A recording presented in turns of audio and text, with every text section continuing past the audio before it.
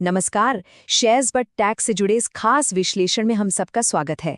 देखिए, जुलाई 2024 में हमारे इनकम टैक्स नियमों में कुछ ऐसे बड़े बदलाव हुए हैं जिन्होंने कैपिटल गेन्स यानी पूंजीगत लाभ को कैलकुलेट करने का पूरा तरीका ही बदल कर रख दिया है। तो आज के इस एक्सप्लेनर में हम सीधे ओरिजिनल नियमों को डिकोड करेंगे और समझेंगे कि ये पूरी टैक्स व्यवस्था असल में काम कैसे करती है। चलिए सीधे शुरू करते हैं। तो आज की हमारी चर्चा का रोड मैप बिल्कुल क्लियर है। सबसे पहले हम होल्डिंग पीरियड क्लॉक को समझेंगे, फिर लिस्टेड और अनलिस्टेड शेयर्स के नए टैक्स रूल्स पर बात करेंगे, उसके बाद लॉसेस और एग्जेम्पशंस को कैसे हैंडल करना है ये देखेंगे, और आखिर में सबसे पेचीदा टॉपिक ग्रैंडफादरिंग क्लॉज के नियमों को डिकोड करेंगे। चलिए पहले सेक्शन से शुरुआत करते हैं। द होल्डिंग पीरियड क्लॉक मतलब किसी भी निवेश को कितने समय तक होल्ड किया गया है उससे उसका टैक्स स्लैब कैसे तय होता है। अब देखिए, इसके गहरे नियमों में उतरने से पहले बेसिक्स क्लियर करना बहुत जरूरी है।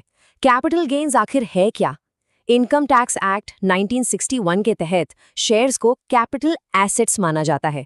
तो जाहिर सी बात है, जब भी इन शेयर्स को बेचा जाता है तो उस पर होने वाले मुनाफे को कैपिटल गेन्स कहते हैं। ये मुनाफा दो तरह का होता है, शॉर्ट टर्म और लॉन्ग टर्म, और ये पूरी तरह इस बात पर टिका है कि निवेशक ने उन शेयर्स को कितने वक्त तक अपने पोर्टफोलियो में रखा। इस टेबल को देखिए। लिस्टेड इक्विटी शेयर्स के लिए गणित एकदम सीधा है। अगर शेयर 12 महीने या उससे कम समय के लिए रखे गए हैं तो वो शॉर्ट टर्म कैपिटल गेन्स यानी STCG की कैटेगरी में आएंगे, और 12 महीने पार करते ही ये लॉन्ग टर्म कैपिटल गेन्स या LTCG बन जाते हैं। लेकिन ठहरिए, अनलिस्टेड या दूसरे शेयर्स के मामले में ये घड़ी थोड़ी अलग स्पीड से चलती है। वहां थ्रेशोल्ड 12 का नहीं बल्कि 24 महीने का है। 24 महीने तक शॉर्ट टर्म और उसके बाद लॉन्ग टर्म। ये एक बहुत ही क्रूशल डिफरेंस है जिसे अक्सर नजरअंदाज कर दिया जाता है। अब आते हैं दूसरे सेक्शन पर, लिस्टेड शेयर्स के टैक्स रूल्स। यहीं पर 2024 के वो बहुप्रतीक्षित बदलाव हुए हैं जिनका सीधा असर निवेशकों के मुनाफे पर पड़ने वाला है। सबसे बड़ा झटका या कह लीजिए सबसे दिलचस्प बदलाव शॉर्ट टर्म कैपिटल गेन्स की दरों में हुआ है।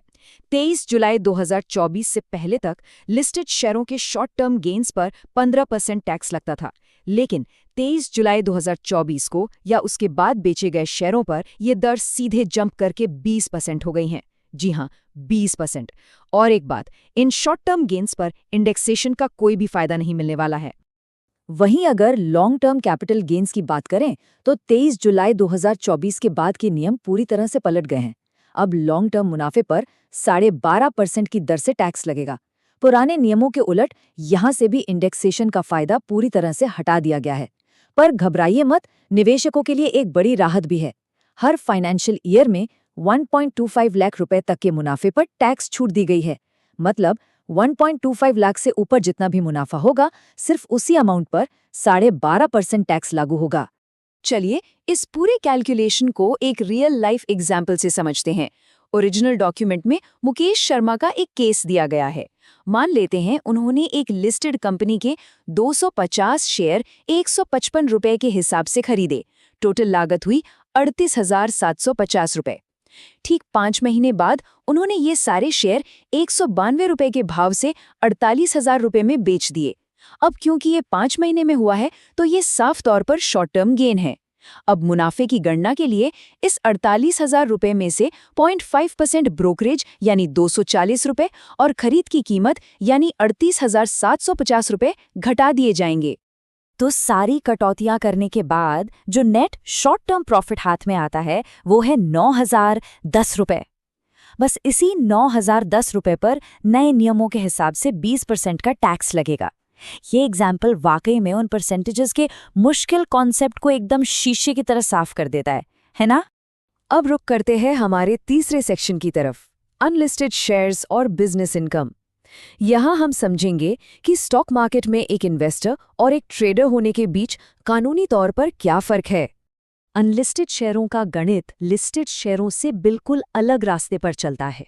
अगर अनलिस्टेड शेयरों पर शॉर्ट टर्म कैपिटल गेन होता है तो वो सीधे निवेशक की रेगुलर इनकम में जुड़ जाता है। फिर उस पर उनके इनकम टैक्स स्लैब के हिसाब से टैक्स लगता है। वहीं 23 जुलाई 2024 के बाद इन पर लॉन्ग टर्म गेन्स के लिए 12.5% टैक्स तो फिक्स है, लेकिन ध्यान देने वाली बात यह है कि लिस्टेड शेयरों की तरह वो 12.5 लाख रुपए वाली छूट यहाँ बिल्कुल नहीं मिलती। और यहीं पर वो पुरानी कानूनी बहस फिर से जिंदा हो जाती है, इन्वेस्टमेंट बनाम ट्रेडिंग। देखिए, अगर शेयर्स सिर्फ निवेश के नजरिए से खरीदे गए हैं तो उस इनकम को कैपिटल गेन्स माना जाता है। इसमें टैक्स रेट तो कम हो सकते हैं, लेकिन खर्चे क्लेम करने की गुंजाइश ना के बराबर होती है। दूसरी तरफ, अगर कोई रेगुलरली डे ट्रेडिंग या फ्यूचर्स एंड ऑप्शंस में डील करता है तो कानून उसे बिजनेस इनकम मानता है। ऐसे में ITR 3 फाइल करना जरूरी है। टैक्स तो स्लैब रेट से लगेगा, पर एक बड़ा फायदा यह है कि ट्रेडिंग से जुड़े सारे बिजनेस खर्चों को मुनाफे से घटाया जा सकता है। अब क्योंकि बाजार में हमेशा मुनाफा ही नहीं होता, इसलिए सेक्शन 4 बेहद जरूरी है, हैंडलिंग लॉसेस एंड एग्जेम्पशंस। ये हिस्सा टैक्स पेयर्स के लिए किसी सर्वाइवल किट से कम नहीं है। कैपिटल लॉस यानी नुकसान की भरपाई करने के नियम काफी स्ट्रिक्ट हैं। शॉर्ट टर्म कैपिटल लॉस को शॉर्ट टर्म और लॉन्ग टर्म दोनों तरह के मुनाफे के साथ सेट ऑफ किया जा सकता है, लेकिन लॉन्ग टर्म कैपिटल लॉस उसे सिर्फ और सिर्फ लॉन्ग टर्म मुनाफे के साथ ही एडजस्ट किया जा सकता है और कहीं नहीं। सबसे जरूरी बात, अगर 1 साल में नुकसान की पूरी भरपाई नहीं हो पाई तो उसे अगले 8 सालों तक कैरी फॉरवर्ड किया जा सकता है, लेकिन इसकी एक बहुत ही सख्त शर्त है, इनकम टैक्स रिटर्न का बिल्कुल ड्यू डेट से पहले फाइल होना, वरना ये फायदा हाथ से निकल जाएगा। चलिए टैक्स बचाने के एक और शानदार कानूनी तरीके पर नजर डालते हैं, सेक्शन 54F। ये रूल कहता है कि अगर कैपिटल एसेट्स को बेचने से मिली पूरी रकम को एक रेजिडेंशियल प्रॉपर्टी यानी घर खरीदने में निवेश कर दिया जाए तो कैपिटल गेन्स पर एक बड़ी टैक्स छूट मिल सकती है। ये छूट प्रोपोर्शनल यानी अनुपातिक आधार पर कैलकुलेट होती है। मतलब रियल एस्टेट के जरिए टैक्स बचाने का ये एक बेहद पावरफुल और लीगल तरीका है। और अब हम पहुंच गए हैं अपने आखिरी और शायद सबसे कॉम्प्लेक्स टॉपिक पर, section 5, the grandfathering clause rules. ये वो नियम है जो पुराने निवेशकों को एक तरह की ढाल देता है। इस ग्रैंडफादरिंग क्लॉज को समझने के लिए इस टाइमलाइन को समझना बहुत जरूरी है। हुआ क्या था कि 1 फरवरी 2018 को जब long term capital gains tax वापस लाया गया तो सरकार ने पुराने निवेशकों को पैनिक से बचाने के लिए ये ग्रैंडफादरिंग क्लॉज पेश किया। इसका सीधा सा मतलब ये है कि 31 जनवरी 2018 तक जो भी मुनाफा कमाया गया था उस पर कोई टैक्स नहीं लगेगा। अगर शेयर्स 31 जनवरी 2018 से पहले खरीदे गए थे तो टैक्स कैलकुलेट करते वक्त उसी तारीख के फेयर मार्केट वैल्यू को आधार मान लिया जाता है, जिससे टैक्स पेयर का ज़्यादा से ज़्यादा फायदा हो सके। अब ये सुनते ही दिमाग में आता है कि भाई इसका कैलकुलेशन कैसे होगा। इसके तहत कॉस्ट ऑफ एक्विजिशन यानी अधिग्रहण की लागत निकालने का एक 2 स्टेप वाला मैथमेटिकल फॉर्मूला है। पहले स्टेप में वैल्यू आई निकाली जाती है। इसके लिए 31 जनवरी 2018 की फेयर मार्केट वैल्यू या फिर बेचने की कीमत, दोनों में से जो भी अमाउंट कम हो उसे चुना जाता है। फिर आता है दूसरा स्टेप यानी वैल्यू 2। इसमें इस निकाली गई वैल्यू आई और असल में शेयर खरीदने की कीमत, इन दोनों में से जो भी अमाउंट ज्यादा हो बस उसी को फाइनल कॉस्ट मान लिया जाता है।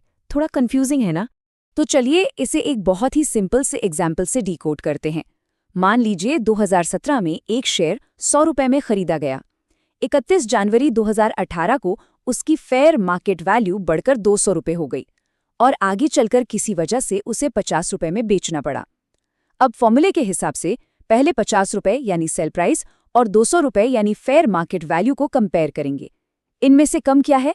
50 रुपए। अब इस 50 रुपए को असल खरीद कीमत यानी 100 रुपए से कंपेयर करेंगे। इनमें से ज्यादा क्या है? 100 रुपए। तो टैक्स कैलकुलेट करने के लिए निवेश की लागत 100 रुपए ही मानी जाएगी। और क्योंकि शेयर 50 में बिका तो असल में ये 50 रुपए का लॉन्ग टर्म कैपिटल लॉस माना जाएगा। है ना कमाल का कैलकुलेशन?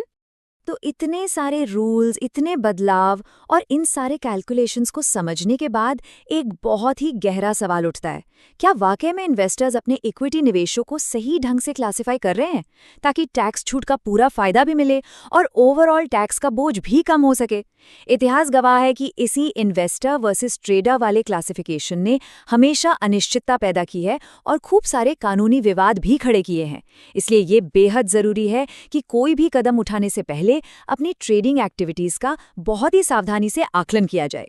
इस एक्सप्लेनर का मकसद इसी उलझन को सुलझाना था। उम्मीद है अब ये टैक्स के नियम थोड़े कम डरावने लग रहे होंगे।